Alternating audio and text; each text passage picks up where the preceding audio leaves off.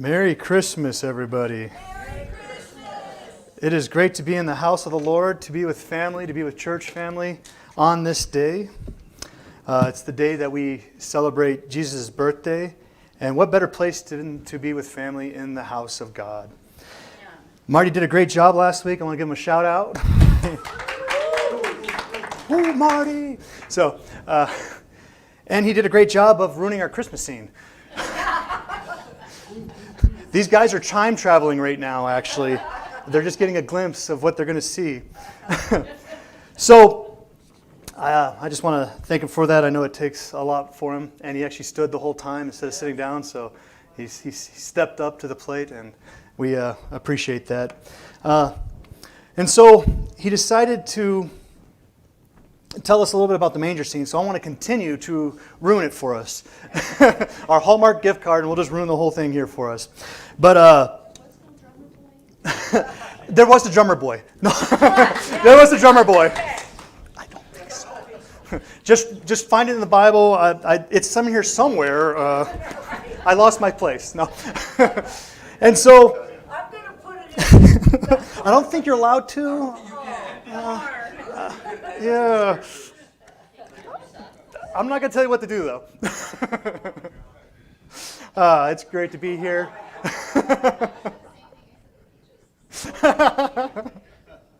And so we also decided to have church on Christmas Day because I thought that was important to celebrate the birth of Jesus on not his birthday, we'll probably get into that too. But to be here on Christmas Day, and I've seen when I was driving to San Diego for work, and I was actually looking at all the church signs, and it said Christmas Eve service, no Christmas service. I'm like, really? And I saw it a lot, and I was like, huh. It just, I get it. I don't. Actually, I don't get it. But I was like, okay, that's their choice. But I want to have church on this day, which is the only reason we come to church is because of this birth, because of the resurrection, and because of the death.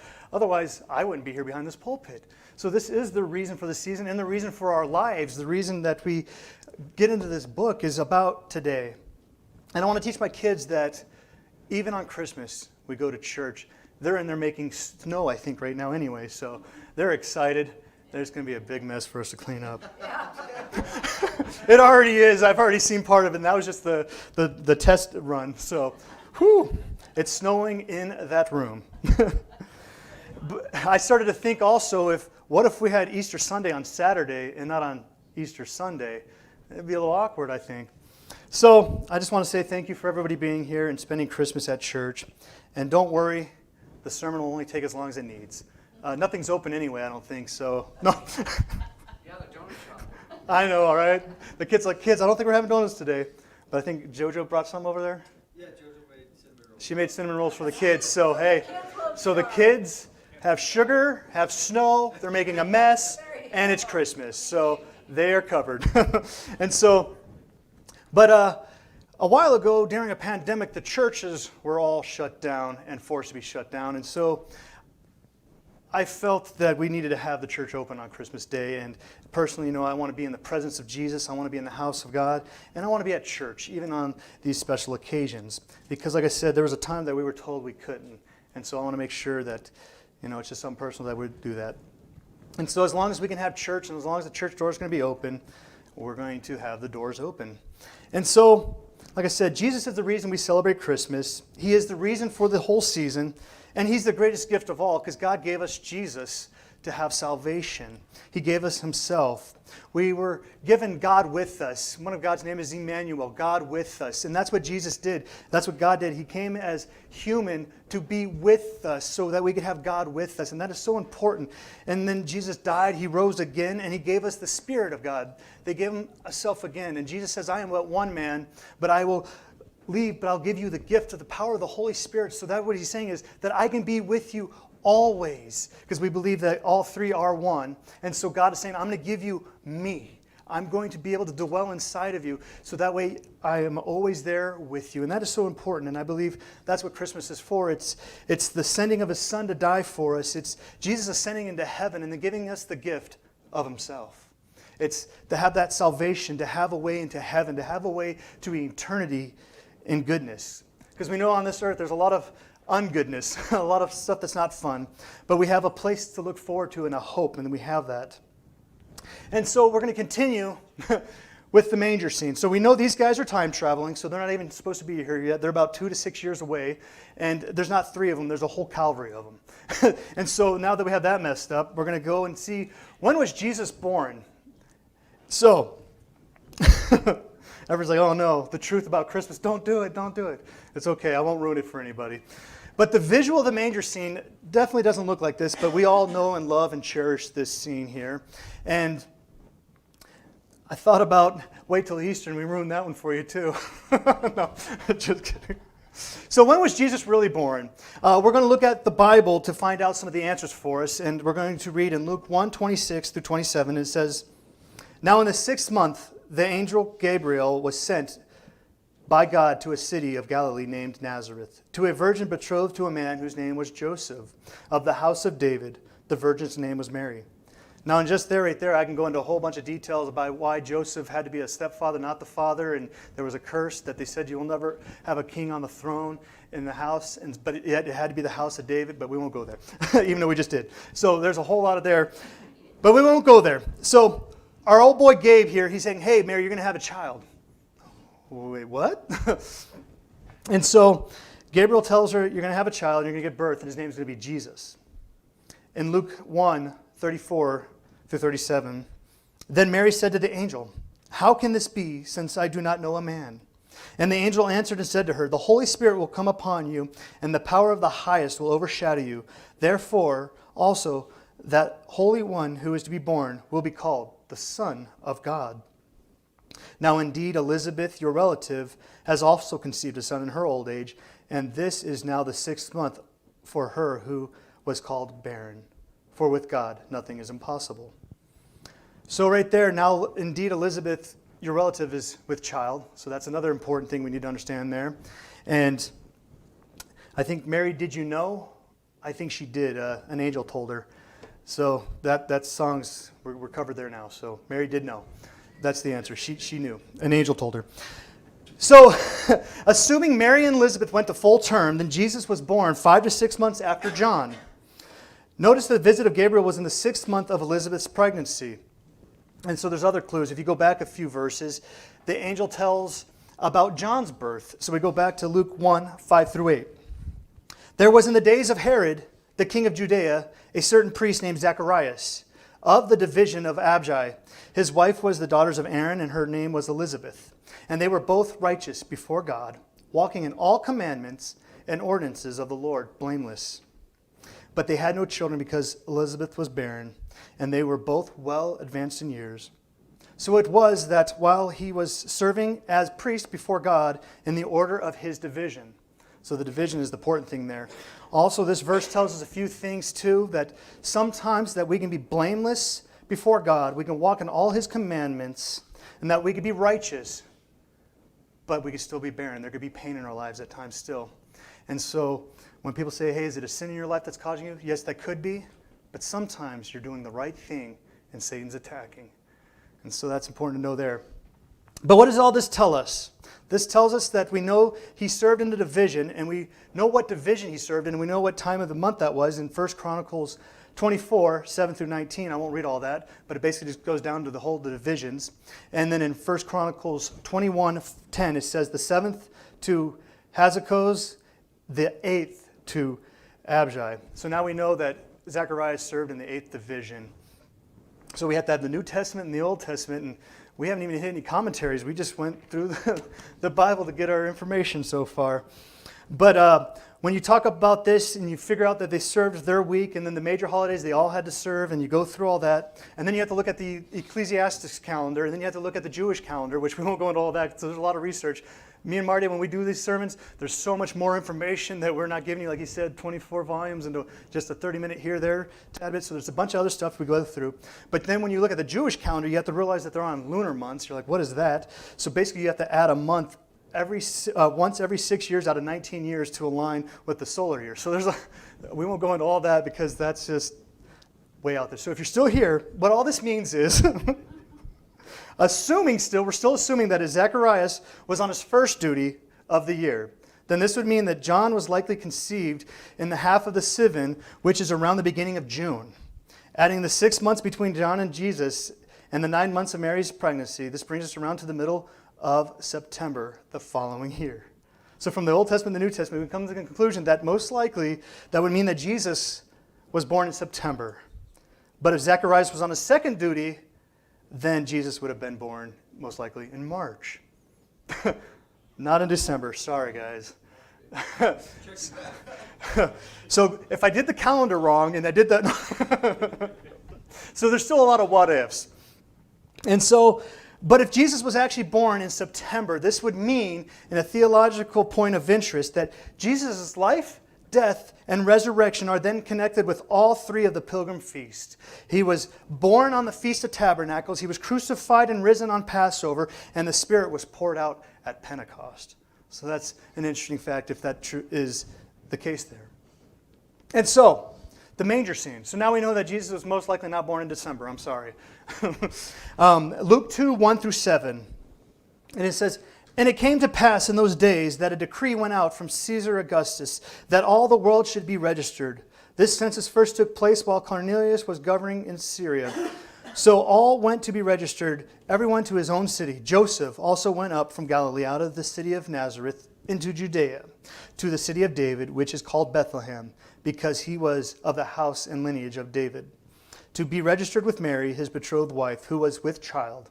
So it was that while they were there, the days were completed for her to be delivered, and she brought forth her firstborn son, and wrapped him in swaddling cloth, and laid him in a manger, because there was no room for them in the end." I-N-N. Not in the end. So now this would be, in our day, we think of a manger, we think of a barn scene, we think of, every manger scene that we ever see with all the cattle and whatnot's going in there. And so that's what we would think of today. But most of the time we have to go back to the cultures back then and see what they were doing. And so there are three theories. One's the barn that we see every day. Another one is a cave, and I'll have pictures in a minute, but one's a cave scenario, and the other one is a house, and we'll go there. So the traditional manger pick we have right here, this is what we normally see all the time, and we have that out front.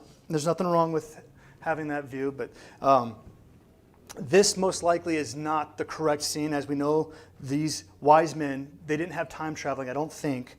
And so in this scene, we are told that Jesus was placed in a manger. And so our brains go to a barn, and then so we put our Western culture into it. And that's why most likely this came from, is the contemporary Western life in that kind of style. So we can dismiss that most likely. So there you go.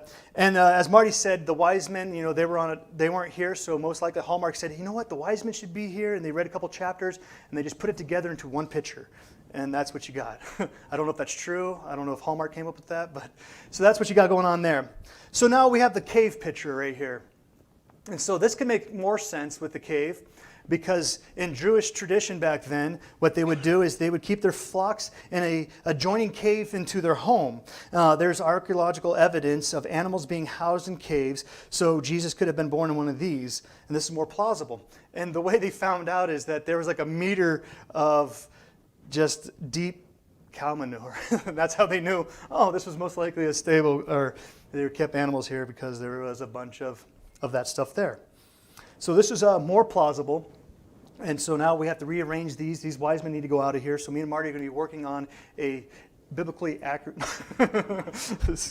So now the house pick. This is the most likely one right here in the house. So what you have is on the top floor is actually the living quarters in the guest room. And on the bottom floor, what you would have is the barn-like atmosphere where someone could be born. And so when it says there was no room at the inn, you can kind of see that is a Greek word, katalima, which means guest room or lodging place, not actually a hotel. And so what they're saying is it's the guest room. They said the guest room was already full because of the census.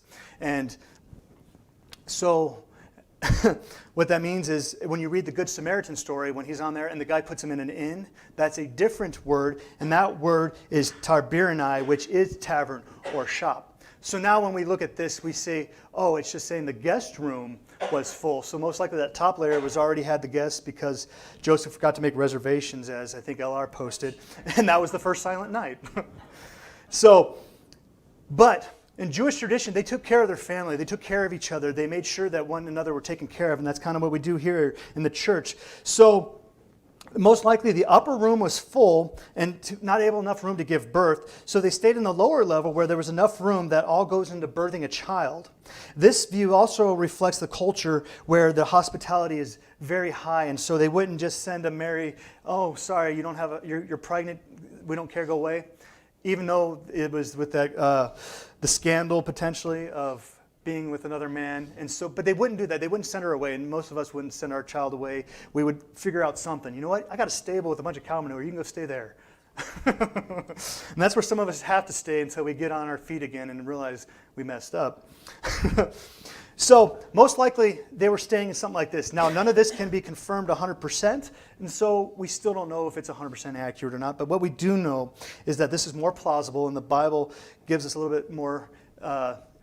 They didn't give us more detail, so obviously it's not that important where Jesus was. The main thing is that Jesus was placed in a manger, and that's what we need to focus on. And I know we're joking about ruining Christmas and stuff, but the truth about Christmas is that Jesus was most likely born in September, born on a bottom level of a house, and we know for certain that he was placed in a manger because that's what it's told us. And that is most likely a stone manger, which we have a picture right here. This is the exact one. It's on sale right now for, no.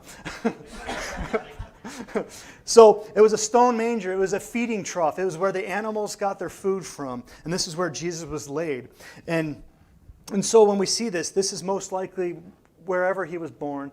He was most likely placed in one of these, and it most likely was stone. So whatever you believe, the simple manger scene is what we need to understand is that this became God's throne.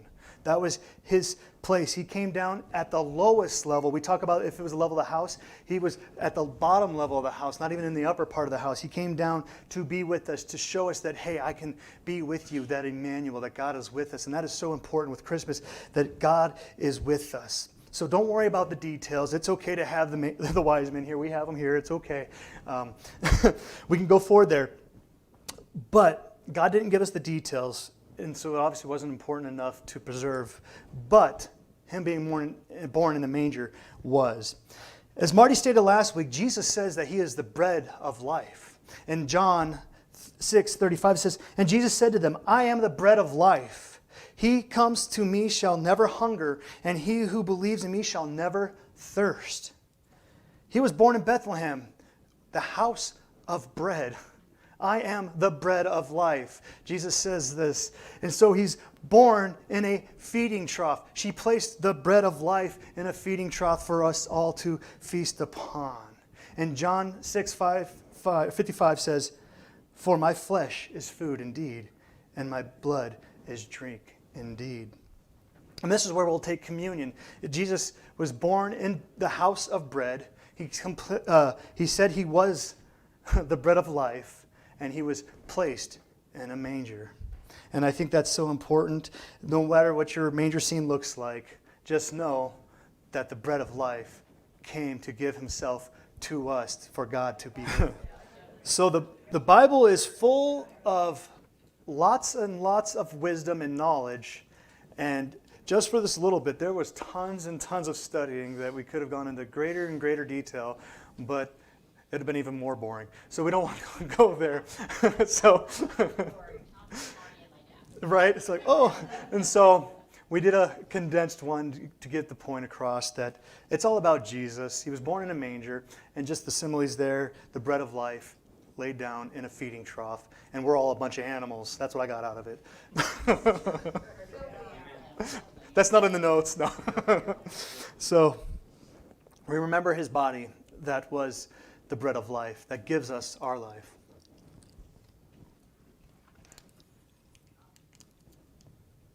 And we celebrate his birth, we celebrate his death, we celebrate his resurrection, because his death and resurrection brought salvation to us, that we can have communion with the Father, and that's what we're doing. The greatest gift is the Father giving himself to us, God with us, God Emmanuel.